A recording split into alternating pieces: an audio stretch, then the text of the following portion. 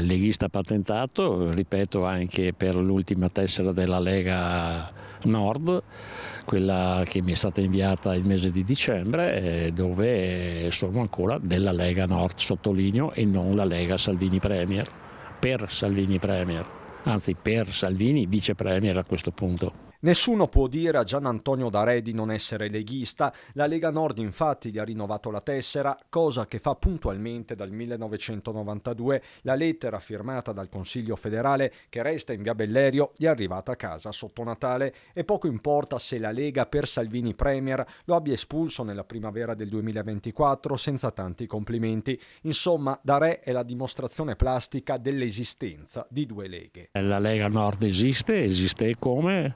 Ha purtroppo 49 milioni di malagestio e quelli sono in carico alla Lega Nord. La Lega Salvini Premier si è svincolata da questo, per questo sono due entità politiche diverse, ma che nascono comunque dalla Lega Nord. Una Lega Nord dal passato glorioso ma oggi di fatto commissariata, che potrebbe diventare però il modo più facile per smarcarsi dalla gestione Salvini e tornare a puntare sulla questione settentrionale. Questa resta la priorità per D'Arè. Tutti devono prendere atto che questa Lega Salvini Premier non è assolutamente e non rispecchia sicuramente il nostro territorio. Deve prenderne atto anche Zaia. Certo che sì. Zaia, che D'Arè vedrebbe bene a Roma nell'esecutivo Meloni, magari al posto di Daniela Santanchè. Io lo vedrei bene come ministro al turismo, visto che c'è qualche ministro che mi pare un po' in difficoltà. Un ripasto di governo potrebbe essere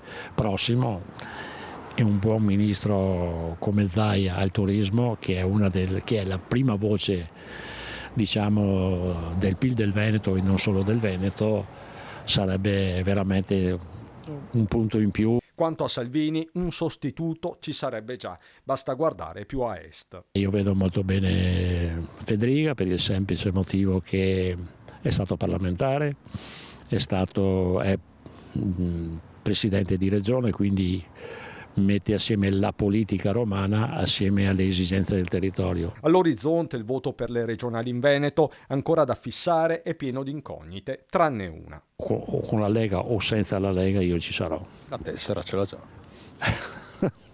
Certo, una sì, sicuramente.